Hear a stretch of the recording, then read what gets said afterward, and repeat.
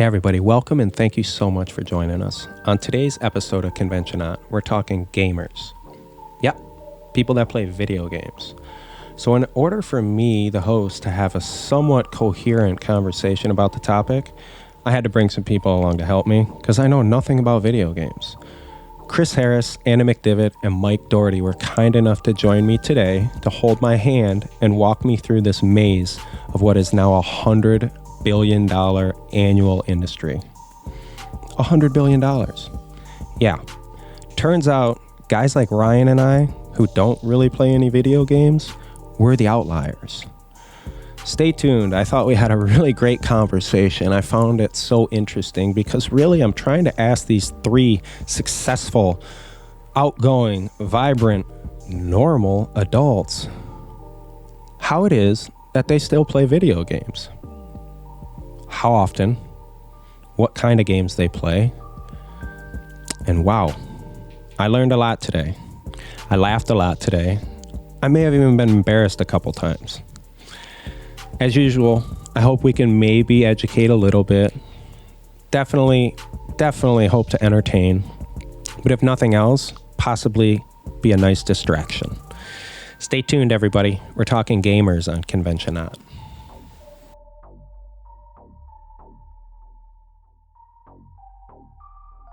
Like recording you, kind of? I'm shocked right now, bro. There you go. I'm okay with this. This is something that I don't know about. I don't know how these kids look at their phone and do the video games. I don't. It's like the small men on the screen. They're tiny men. They're bigger on my TV. I don't play the games with the tiny men. That's what you sound like. I understand that, but help me here. It's that easy to play Fortnite on your phone? Like, I'm being like, at some point it gets kind of difficult, right? There's so much shit going on there. And are you all good? What's up? Dude, I don't know. I don't know what's going on with this. I feel like, if I'm totally honest, fucked us up. that maybe we did not record anything that we just did. No, when it logs out. Yeah, so Chris, we need to stop. When Chris lost connectivity. Shit.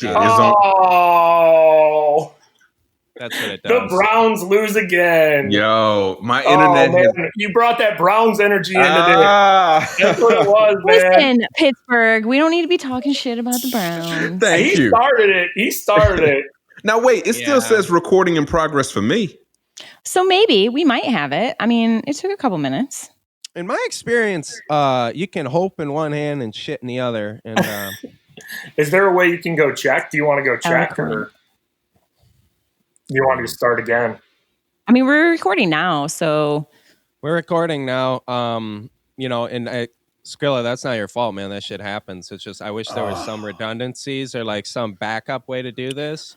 When we recorded on Zoom, the sound quality is shit, and it's like us talking over each other all the time. So, it's something we're kind of because you don't have the separate tracks.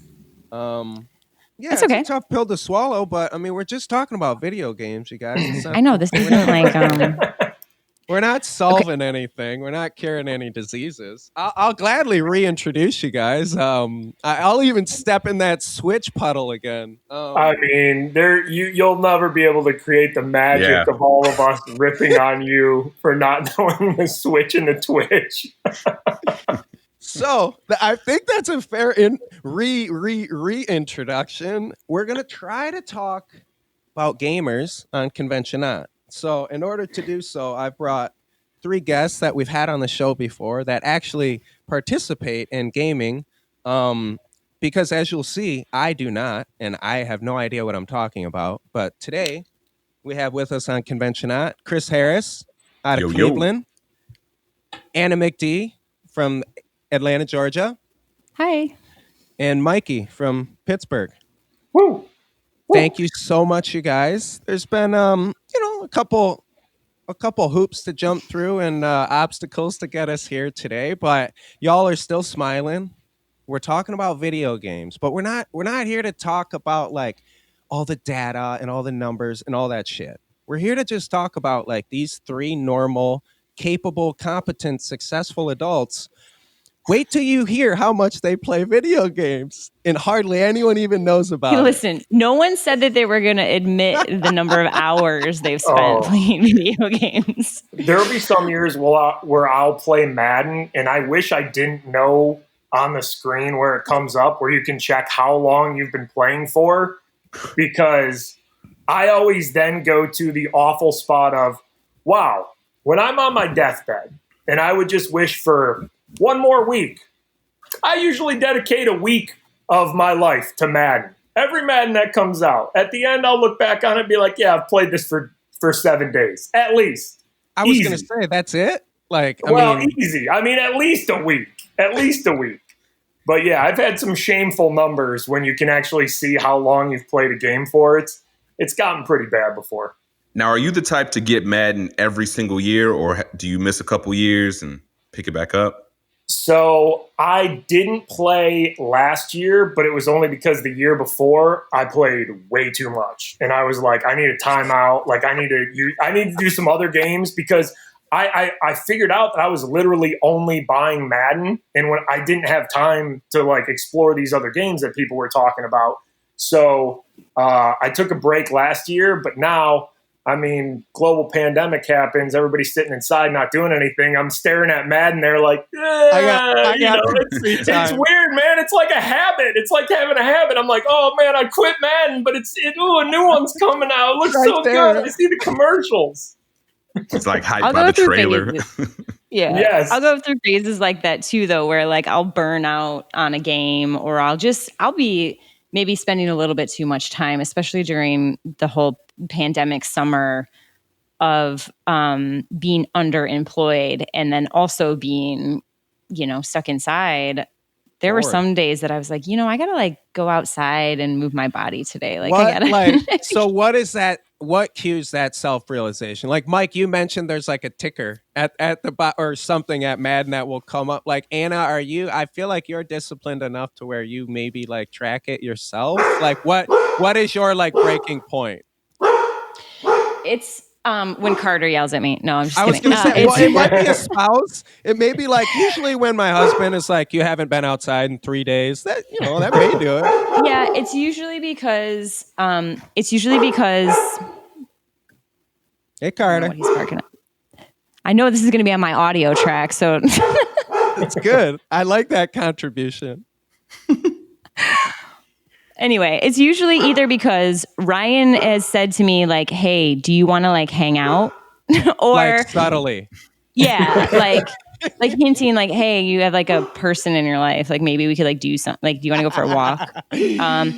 And then the other thing is like I'll feel it in my body if I've been like sitting for too long. Like it's like a road trip. You get that like antsy feeling. So you're talking about though, like, and again, I just want to, we're in a safe space here. We're in a real safe space, but like, and are you talking like you'll sit down and be like, oh shit, I just played a video game for 8 hours? Like, does that happen? I don't know if it's ever been like a full 8 hours, but there's definitely been a day or two where like, that's the only thing I've done all day. Yeah. Like Dougherty, I've moved around a little bit, maybe done like a load of laundry, but like, yeah, it can take up a day pretty easily, right? Yeah. Yeah. I've played games for easily over 12 hours in a day. Like on the regular, I'll do that. If I get a new game and I'm into it, give me a couple days into it. Like probably the last Red Dead Redemption came out when I was like in the middle of that game. I would wake up. But the other thing is I wake up real early before my family's awake. So I'll start playing at like 5 a.m. I'll be 5 hours in before my wife and my daughter are even like, downstairs and out of bed. And then, say hi to them and everything. Then they're like doing their breakfast thing. And I'm like, it's like middle of the afternoon for me. Let me play some video games again. There's definitely a rite of passage when you're like that gym guy who's there at 4:45 every day. I mean, is there like, oh, bro, Mikey already got 3 hours in. It's only 8 a.m., man. This guy's grinding. Well, yeah, it's weird because I know so many people like stream on Twitch and everything now. And for whatever reason, I haven't tapped into that yet. Like video games to me are still like an escape where I almost want to be left alone. I might play with a real close friend or two, but like I still haven't opened my world up to like playing with, I don't know, just, random people like as much as they do now. I feel like I had a run when Call of Duty first came out, like the first few Call of Duty games when you could really play online with people and talk to people and wear your headsets and everything. Like when that was first starting, I would play like every Friday and Saturday night with friends and everything like that. And, people that I knew. And we would actually play with some of the Pittsburgh Steelers. We would get in on Call of Duty games like Hines Ward, James Harrison, and stuff like that would just like randomly hop in our games with us. But if James Harrison hopped on, dude, I would be so scared. Like I would be talking no trash to that dude. Like, oh, my guy just stands in the corner all of a sudden.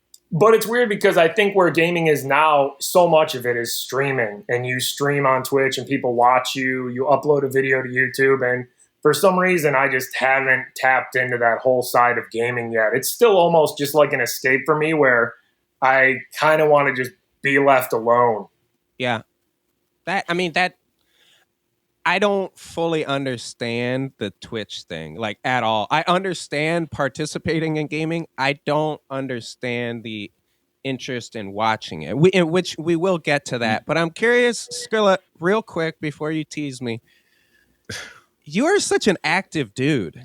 And like, I'm not saying that Mike and Anna, I know you guys are busy as hell too, but I struggle more with seeing Chris spend hours playing a video game just because of your personality. Like, when is your time?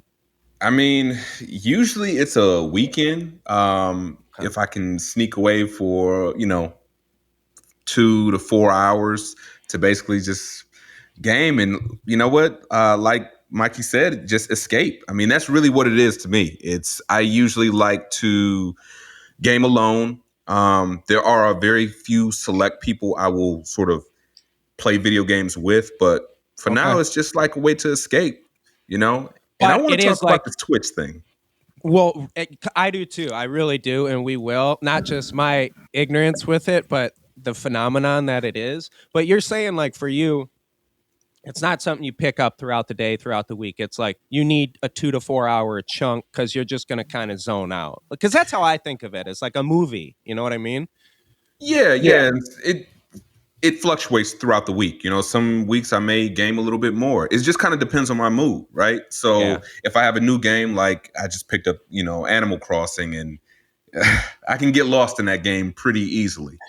Or if I'm playing a game like NBA 2K, if the game starts to really piss me off, I may just be done with it after 1 or 2 games, and that's it for the rest of the week. I'm like that too because if I get stuck somewhere that I bought the new Link's Awakening for the Switch, not the Twitch, Mike. Yeah.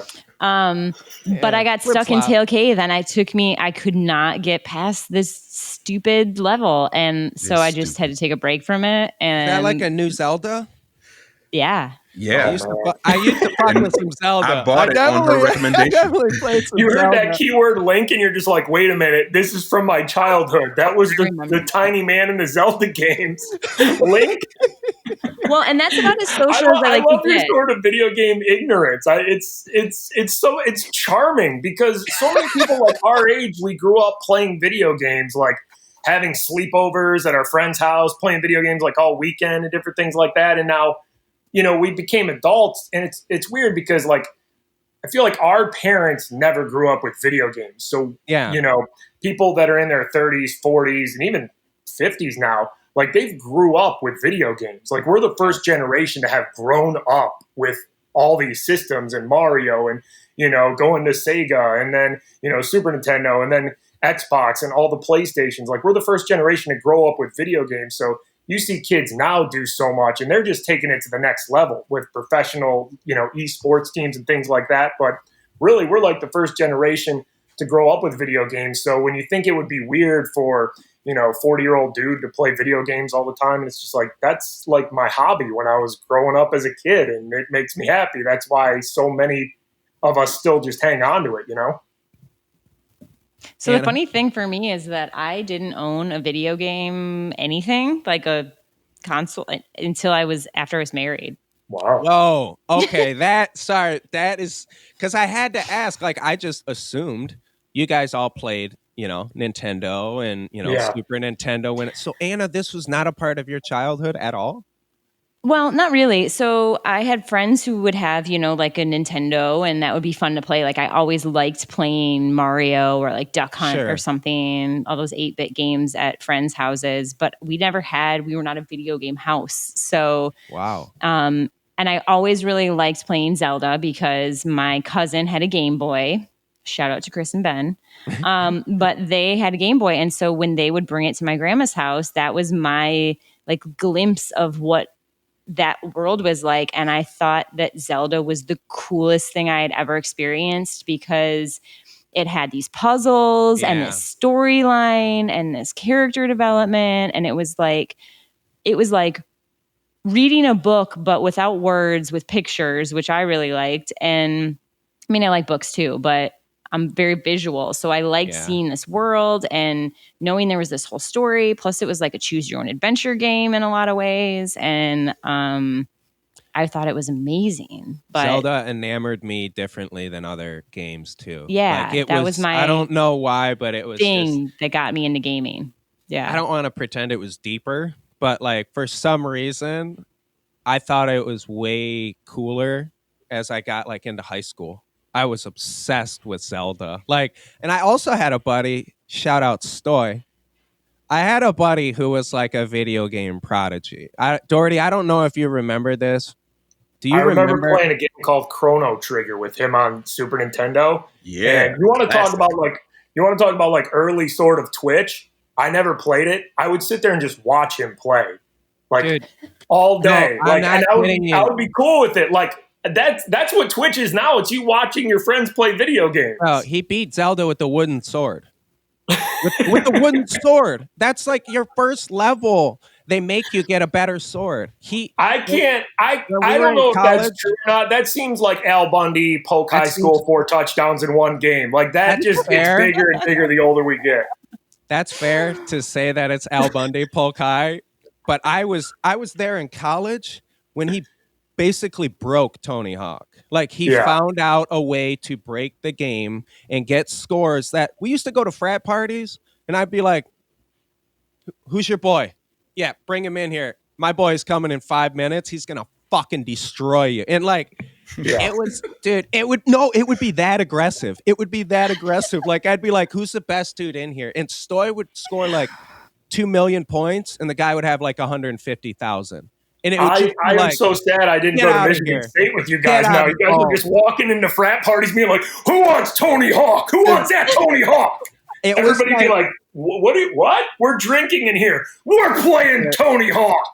I had this superpower with me. And like, he was so quiet about it. Like he would be like, all right, I'm going to come in and do my thing. And like, he would just, that was kind of not the end of gaming. He broke gaming, but like, yeah, I guess after that, like, Nicole wasn't around. Like, I didn't have somebody to play video games with, And when you guys talk about Madden, I played Madden, but, like, it was mainly to play with my buddies, And, like, all three of you mentioned to me throughout the episode that the games you participate in now, you're not, like, playing with other people, it seems kind of unique to me because the way I understand it, like all these games nowadays are being played by like hundreds of people are playing together simultaneously from all around the world, which is a really cool concept. But I totally get why you three are like, man, I don't want to deal with that shit. Like when I sign on to play a game, like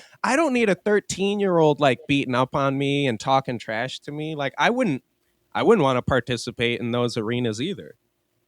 I think Chris said it best. It's an escape. Like for me, it's an escape because my brain thinks about a lot of things all at once, all the time, every day. So there are only a couple times where my brain will like turn off and think about one thing at a time. And it's usually if I'm practicing yoga or if I am playing video games. And those are kind of like the two spaces where I can really like zero in and just be in one place at one time.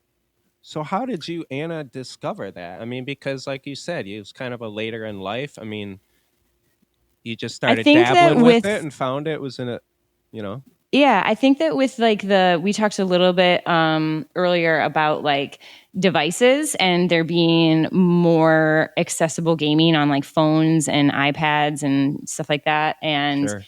even computer games like silly little like in browser games. Like I'm a big fan of escape the room games where you like click through the stuff in a room on like a, single window Yeah. browser Yeah. game, stuff like that, and I think that I started doing that when I was working in an advertising agency as like a little mental break from whatever thing that I was working on. It was just like a different way to think for a little Tune out bit. for a couple minutes, Yeah. right?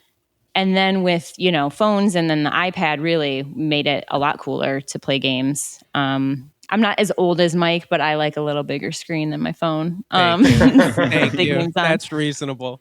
And so I think that part of that's part of how I noticed. And then when I was consulting and I was on a plane, 2 or 3 times a month, there's a lot of like in between place when you're traveling. That's like not, you can't really like fully set up like working or like focusing in on something or like maybe there's a little anxiety for traveling. For so sure. It's just like a, pass the time type of thing. And I don't know, I guess just over time, I figured that out. What a great way, though. I mean, like whether it's that or, I mean, a book or whatever, like it's just diving into something and kind of tuning out. You're like mentally like shutting it down for a little bit, which to me, when I talk about video gaming, I think a reason why I stopped doing it was because it was not relaxing or release or like I have a lot of like anger and like not violence, but let's just say I physically retired several consoles in my career. And,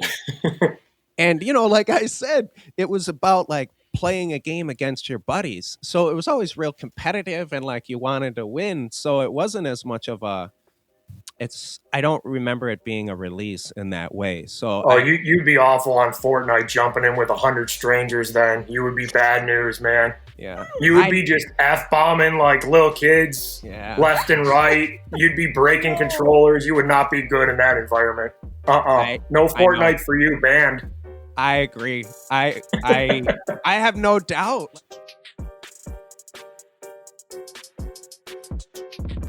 Hey everybody, it's Mike from the show. Just want to take a minute to express our appreciation for any and all feedback you're able to provide. Not just for prior shows, but we're also looking for any recommendations you have for future shows, whether it's on content, format, but especially guests. If you know someone who's led a life that's interesting to you, and they've now found themselves in this place of happiness, pass their name along. We're happy to reach out. We're happy to be rejected, but it doesn't hurt to try. As always, if you don't mind, take a minute, hit that like button, subscribe if you haven't already, and above all else, thanks so much for listening.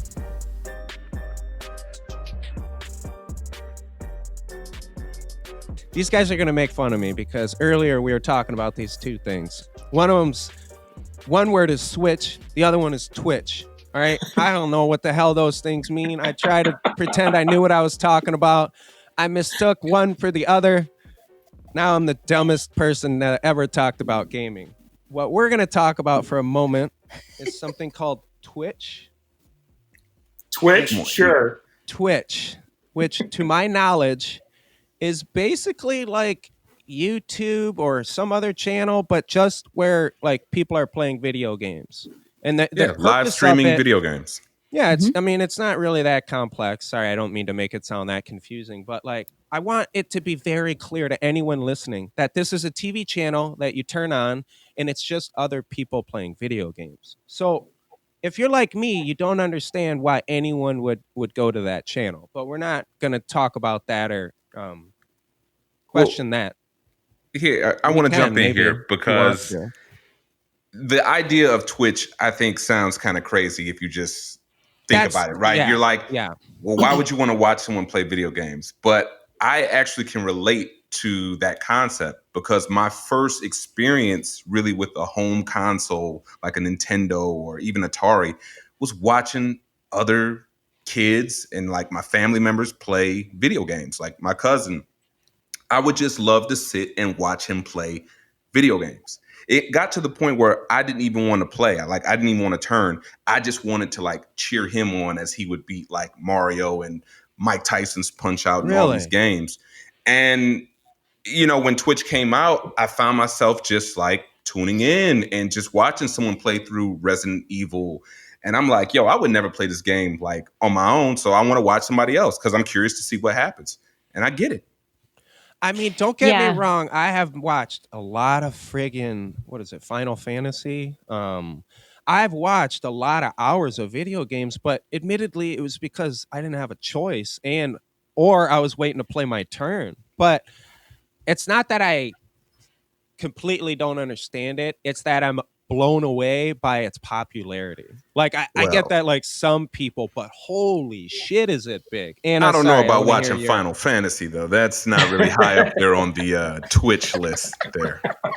But it would have been 20 years ago. Not a lot of action there. I want you to make your own Twitch channel. Just be like, you become the weird Final Fantasy in Hawaii guy. I actually think there's an angle there. There might be an angle there.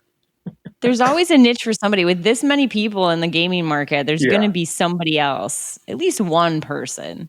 Well, I think a lot of it, too, has to do with how kids are growing up, because it's not just, this isn't just a gaming thing. Like, you know, my daughter will watch people do things on YouTube that she'll never do, like unboxing videos or something, or makeup tutorials. So this isn't just a specific gaming thing. This is this generation growing up with the internet for their entire lives, growing up with devices when they're like, 5 years old, right? Maybe they get an iPad in their hands and then, or, you know how to use a computer. So it's the whole generation that likes to watch people do other things, whether it's put on makeup or, whether they're just out in the streets doing prank videos or something like that. So it's like, that doesn't cut off when you go inside and do video games or put whatever you're into now doing video games. It's like, it's just the whole generation thing of watching people do other things now. Yeah, you're right. Like we used to maybe do that if we needed something. You know what I mean? Like a how-to video was the thing we would do. But now it's just like, this is what I'm doing. Whether you want to learn how to do it or not, tune in. But there's a curiosity factor too. Like Chris mentioned this there are some games that I'm never going to play, but I'm very interested to see what they look like on the inside because I'm a big fan of both the artwork and the concepting that has to go into video games. Like part of the reason I'm a fan of gaming is because of that ability to so succinctly put a story together. It's different than writing a novel or a screenplay because gamers will pick apart all of the details. The storyline isn't the only thing that has to work. It's all of the things like, for example, Animal Crossing has its own currency. And so like, how do you come up with the pricing structure of all of the items and the resources? And how do you structure the rules of commerce for this like fake world? That's fascinating. And not everyone's brain works like that. So I do want to see inside of the games that I am never going to play. How do you make Tom Nook such a greedy asshole? And why does he always look like he's wearing pajamas every time? Because he's wearing pajamas. Hey, he's in a pandemic too, because I haven't worn pants in 6 months. So I don't know. Animal Crossing jokes. Yeah, I mean, we have some fans out there right now who are like, yes, thank you. And then other people who are like, these weirdos, I'm out. I feel like Animal Crossing for a lot of adults is like they're sort of shameful. Like, yeah, I play Animal Crossing too, because it's a very simple game, But, I talk, Mike, when you asked me to do this, I'm like, I don't really game all that much, but then I realized that I do. But, I was talking earlier about gaming on phones and how much I spend on just my phone gaming now, because when I got the last NBA game, I hadn't played an NBA game in a while, so I got the last 2K game, and I played it for a while, and it was okay. But then I saw they had a mobile version too, and I started playing that and liked it better than the actual like console version. And that was like crazy to me. I'm like, how can I like this game on my phone better than the like $80 version I played with on Xbox? But I think the most shameful I get with video games, and I'm about to climb the top ropes with this. He can't even look at the screen before he says this. Listen. Everybody dabbled in this, okay? Everybody dabbled in this. We're like 3 to 4 years still out of this. Daily, I play Pokemon Go. Daily, I'm playing Pokemon on my phone. Oh, is that when fucking everyone was running around looking at stuff? Yes. I remember that. Still in it daily. That was a big deal. I'm kind of envious because I did not jump on the Pokemon bandwagon. Yeah. And I kind of wish that I had. A lot of people did, but then a lot of people, like, once it kind of wore off after a month or two, kind of tapped out. I just kept going with it. What a cool concept, though. Like something new like that had not been introduced a little in bit, a long if you guys time. don't mind. Like, just give a real quick introduction to what the hell that is, because to me, I think that is so cool. And that's the new wave, right? Like, that's the next level, that kind of integrated virtual. Well, yeah. So with Pokemon Go, it was basically a game that you would walk around and it would recognize certain landmarks and places that you were at. So it was basically mapped out. The world was mapped out. GPS based, right? Yes, exactly. So they had the whole map. It wasn't like you were going to a different sort of video game world. Like, you'd be in your neighborhood and it would recognize certain landmarks and things like that. And then you would catch Pokemon and you could trade with friends and stuff like that. And then you could do these things called raids where you need like 5 people together to take out like one strong Pokemon, which is really weird because I will raid with people and we will coordinate raids. And like, so this is outside of your house, right? To be clear, this is all outside of your house. Like, yeah. IRL. Well, you can do it like remotely now, but like, yeah, you would go. Like, there's been times where I have gone to do a raid on a weekend, coordinated, where there will be 30 people like show up at a place just to play this one game. And it's, it's kind of cool because it's weird because as much as I don't want to like have other people watch me play games, with that one, I oddly want to be around more people and play because it's a very smaller sort of community, but everybody sort of like understands each other. And I'm like oddly okay with it. So I see why people get obsessed with like one game. And you would play it like every day and have people watch and interact with you and stuff like that. I just don't do it on Twitch. I do it in like real life with Pokemon. I'm a grown-up. I swear I'm a grown-up. But I started playing it with my daughter and she tapped out like everybody else did. And I just kept going. Yeah, you're still going. You're keeping it alive. Yep. Well, that's and I wanted to touch on that real quick. And sorry, Anna, before I move on, what do you got? Oh, I was just going to say, I think that is maybe like not the new trend, but just like a thing that happened that died out quickly, because I think ultimately gamers don't want to be that visible. Like, I don't think as like a crowd in general, they want to like. No, it's definitely weird. It's weird. Adventuring in real life is not the same as escaping into a fantasy world, and I think that's why it's like a niche now. It's definitely weird, and that's why a lot of people tapped out because it started getting really weird. Where you're just like, I don't want to meet up with other people and do this.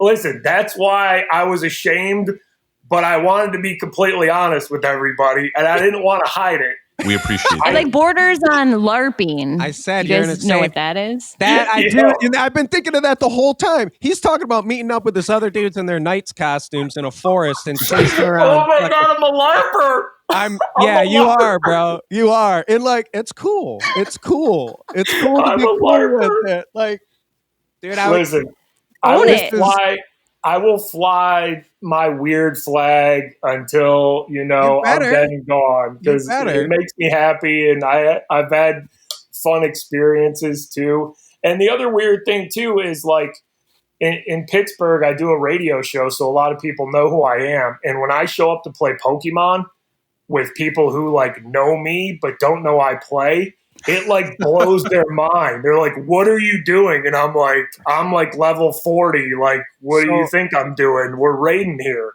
Not that his face and his personality isn't enough, but Mike is like, Mike, how tall are you? Like 6'8"? 6'6"? Yeah, like 6'9", 6'8". So like when he shows up, everyone fucking knows who he is. Yeah. All the 10-year-olds are way shorter. But the other weird thing is too, no real kids play. It's a bunch of adults playing. Yeah, you're That's the other weird thing. Like when it first started, it was a bunch of kids. It's like all adults now. Man. Isn't that how it works though? We want to be grown up when we're kids, and then when we're grown ups, we're like, let's just be a kid trying to again. hold on to it. We're just man, we got to get out. I got to find some LARPers, and a good call. So to move on a little bit, but we're gonna backtrack. So Twitch, this streaming thing opens up to me. It's an amazing avenue of gaming because to me it kind of introduces the concept that you're not just paying to play. These kids nowadays are making money off their gaming, and not just in. I mean, I think tournaments and competitions; those things have been around like since the '80s. Actually, we all remember Wizard. What a movie! Oh yeah, that was that was Super Mario Savage. Savage could do no wrong, but man. But these games nowadays, like it's just like anything else with YouTube, right? At some point, they get enough followers, and then they start to get income from it. And I don't really know exactly what I'm talking about, but I'm just getting at the idea that not just to a younger generation, but this video gaming is starting to become just like anything else. Corporations realize there's money to be made in it, right? So things like college scholarships are now being offered. There's I looked it up the other day. There's 180 different colleges and universities in North America that have a varsity gaming team. So that puts them on the exact same level as like the sporting teams and things like that. Which is awesome. It's awesome to me because literally like you're introducing the opportunity for like not just financial gain, but celebrity and like fame and all these things that I hate to be so simple here, but when I see the teams of gamers and things like that, I think, wow, I did not expect all these folks to be on ESPN for the whole day on Saturday. You know what I mean? Like it's a very it's the absolute opposite of exclusive. Anybody can play games, right? And like I don't really know what it takes to be really good. I mean, kind of. They're gotten very expensive, and you definitely need Wi-Fi. Well, there's also like to be like an elite gamer, that's different than it used to be. Like your hand-eye coordination starts to like fall off at some point, and they actually have like a prime age for like competitive gaming. There's like a prime age when you're going to be at your best, and then at some point, that's scientifically, you do start to get a little bit of a lag in your connections between your brain and your hands, and like these are the sorts of things that are starting to be studied because like. I think I mentioned it, maybe not in this episode, but in our primer episode, this is $100 billion industry. $100 billion. Like, you better believe this isn't being controlled or created just for fun, right? Like, the escapism, I think, is probably the biggest thing fueling this because, there's an industry that is being brought up around the, like, competitive gaming part, and that's for sure real, but, like, I think that I would venture to guess, I do not have data to back this up or whatever, but I would venture to guess that so much of what's fueling it is the availability and the escapism. Like, I think that people want to escape like that. And I think that now it's just more ubiquitous. So it's like the evolution that there's going to be some competitiveness. But where my head goes, and I hope this isn't like a weird tangent, is that like I feel that when we were kids and it was, your early Nintendo and stuff, you would hear people say, well, what are you ever going to be able to do with video games? But you were mentioning that hand-eye coordination. Now we have things like surgeons who use basically video game controllers and robotics to do surgery. People who defuse bombs are like astronauts who have to do work on a spacecraft. Like, there's cool practical application of that kind of like fine motor hand-eye stuff. And I'm curious how much of an influence gaming is on people who are like into that kind of stuff, or if there's correlation or anything like that. I think it's going to start to be a skill that is much more like kind of expressed, right? Like, this is something that, maybe not at the top of my resume, but like, I've been doing this for 15 years. I'm pretty good with my hands. You know what I mean? Like, Anna, you brought something up, and it's not really on topic, but I kind of want to touch on that about the accessibility and the Wi-Fi. And I think that's something that we don't necessarily think about. A lot of these games, you actually have to have Wi-Fi to really get the full experience, or to even like sign the EA Sports agreement that they make you sign when you first start a game. I mean, you have to have Wi-Fi. Animal Crossing. The best Wi-Fi, right? Like the newest. Yeah. And I do. That is a big risk of like, a risk maybe is not the right word, but as we kind of like move along with all this stuff, I think sometimes we forget, and it happens in healthcare. We see it happening in schools as we're going back to school with like a lot of remote stuff, not to get heavy on our gaming podcast, but like accessibility is an issue like that. And so I'm curious, where some of those boundaries are. I've been fortunate to have like fast Wi-Fi for a minute, but I think about that almost every single time I try to or even just like buying a new game. I can download a whole new game onto my Switch without having to leave my living room. I don't have to go to the store. I don't have to order it on the internet. I don't have to wait for it to be shipped and hopefully that it like shows up securely on my doorstep. I don't have to do any of that. I just have to have good internet. Hey y'all, it's Mike from the show. If you're hearing this, that means you already found us. If you wouldn't mind, take a moment. Let us know how you did find us. Maybe provide some feedback. And any and all ratings are actually very helpful for us. We're just looking to grow the show, expand our audience, and provide you with better and better content. Appreciate you all for taking the time. As always, hit that like button and subscribe if you haven't already.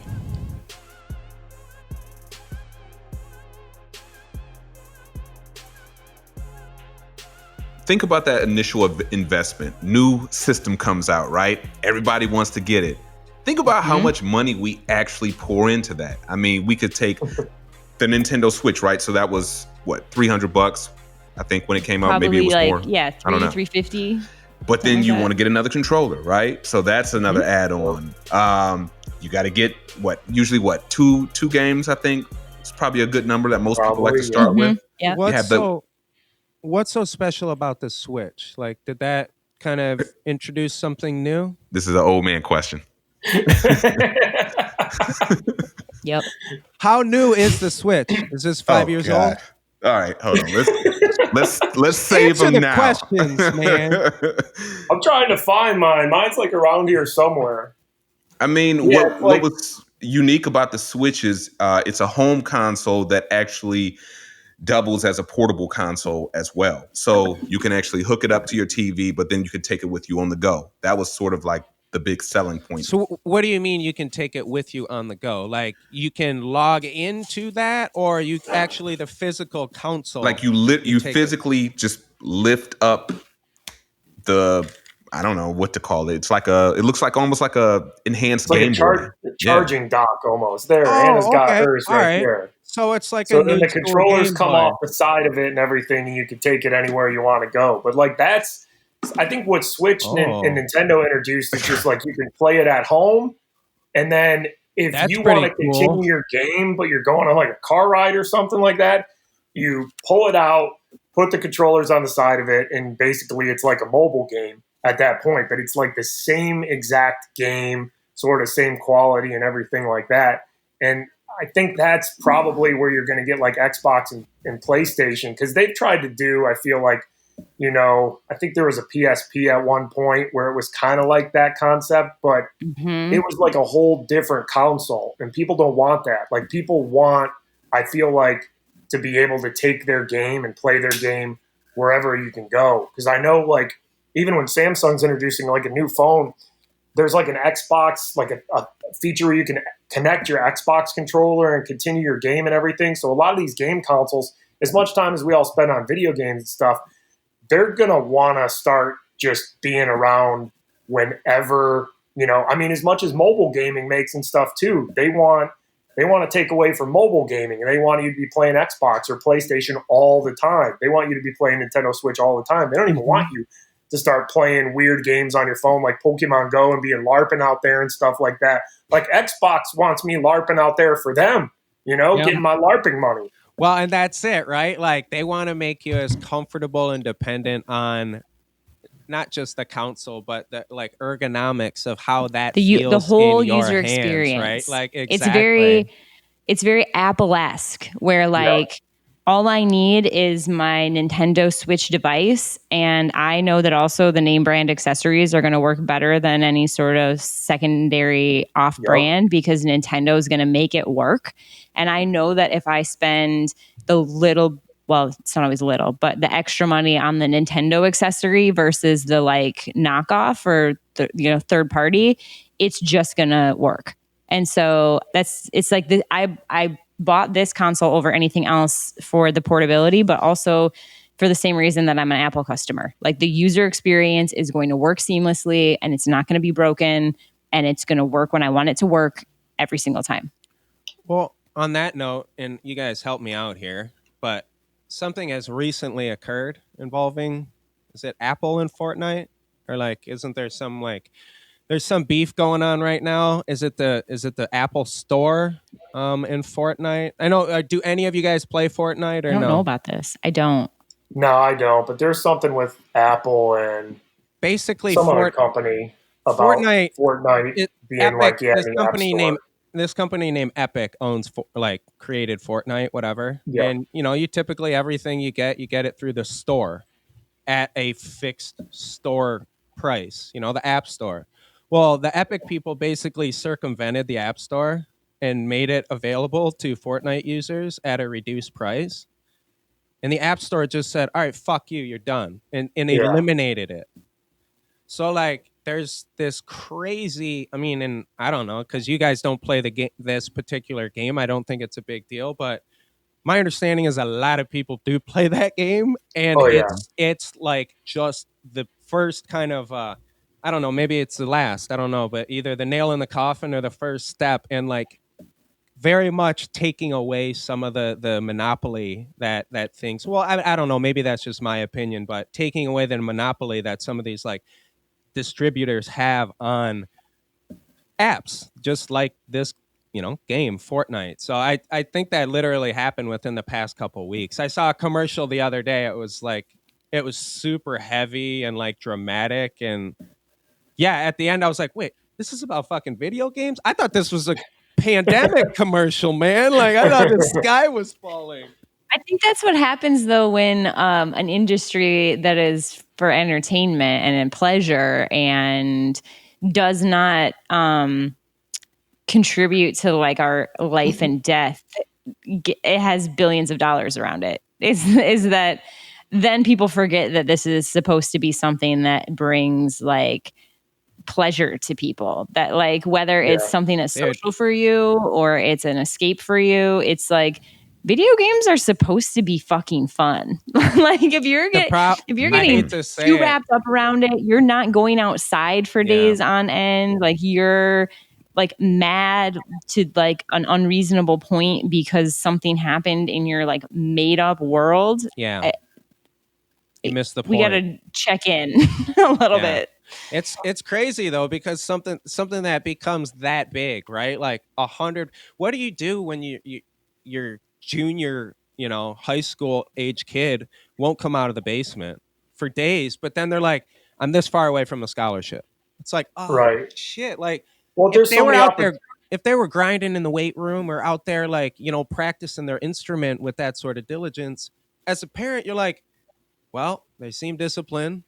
They're getting pleasure from it.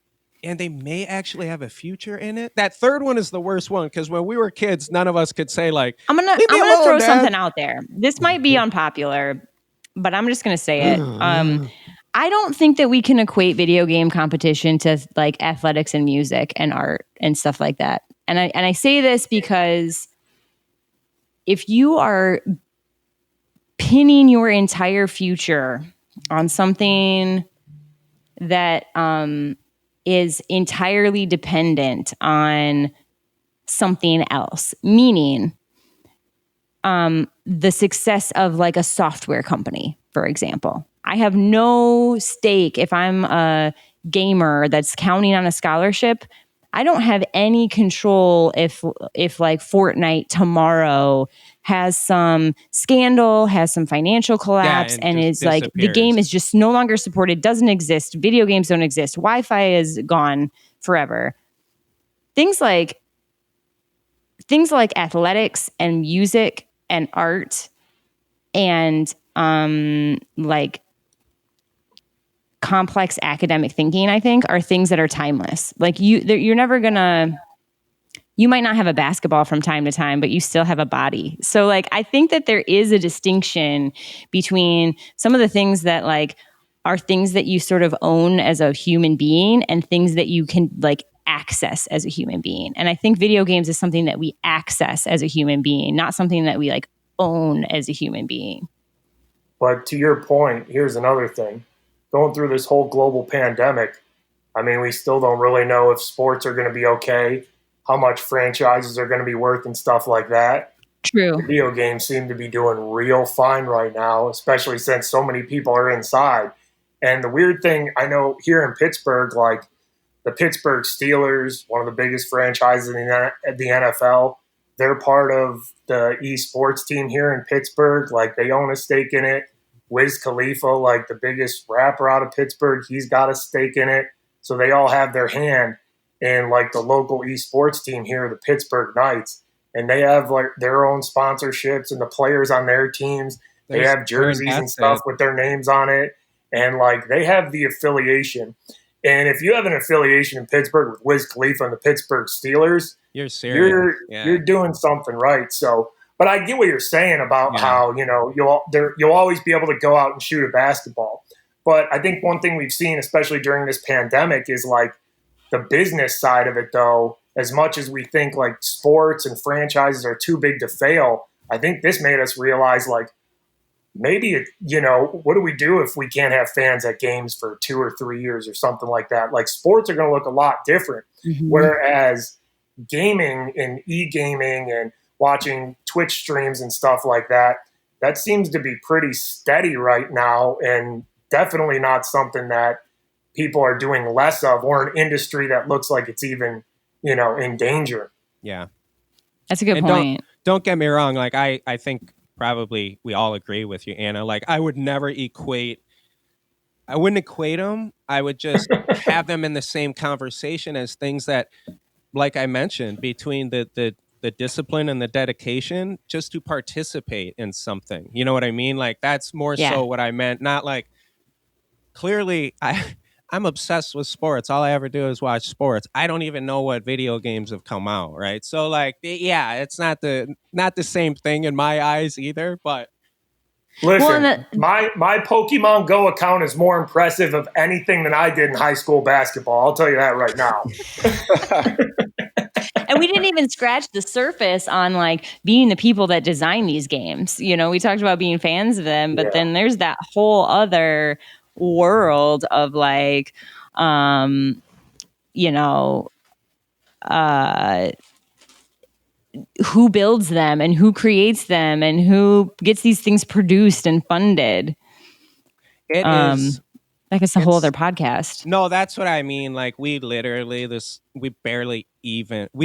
touched the surface on your guys' experience. You know what I mean? And I was clear at the outset, like none of the three of you professed yourselves as gamers, you know, and we didn't come on here to educate people about the history of gaming and the financial whatever.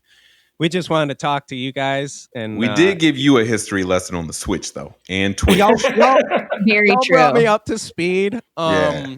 You know, I'd like to think every once in a while I come on the podcast and really expose myself for how foolish and little I know about things. But yeah, this is just another one of those shows. This was great. I just feel less. I feel less like a nerd knowing that I'm not the only Knowing grown that I adult. play Pokemon Go. Girl, apparently, I mean, I might download it now. yeah, I might download it. Wait, give me a month. Give me a month, y'all. I'm gonna be up to speed. I got time. I got time on my hands. Yeah. Well, I think it's just like we've all been saying, no matter what age you are, it's an escape. And just, we all grew up playing video games, or, like Anna, at some point, it, got into your life, and it's hard to grow up or even live an adult life now and like just completely stay away from video games. You pretty much have to live in Hawaii and have no time zone relevance to the continental United States to not be a gamer at this point. But we love you, Senate. We love you. Give me a couple weeks. Give me a couple weeks. I'm gonna get caught up and whoop all your asses. And you ain't even got the Wi-Fi to log on. Don't even lie. You ain't got the Wi-Fi in Hawaii for this. You ain't built for this. That's true. That's true. Well, it's no Hawaii. You guys can come to my Animal Crossing island anytime. Oh, that's true too. That's true too. You get on Animal Crossing, we all have islands on there. You're not special in Animal Crossing. Right. My cheeks. I pulled a hammerhead shark out of the ocean yesterday. All right. See, there you go. My cheeks are red and my jaw hurts from laughing and smiling at you guys. I do think we have to wrap it up. So I wanted to thank mainly for your patience at the outset of the show, but also for your just being so candid and being willing to share on this interesting topic. Chris, Mike, Anna, I think this will wrap up our gamers episode. Woo. Thanks for having us. Woo. All right, y'all. Do me a favor. Don't log out of Zencaster. Ever. I'm going to hit stop recording, right? Yep. I'm clicking it.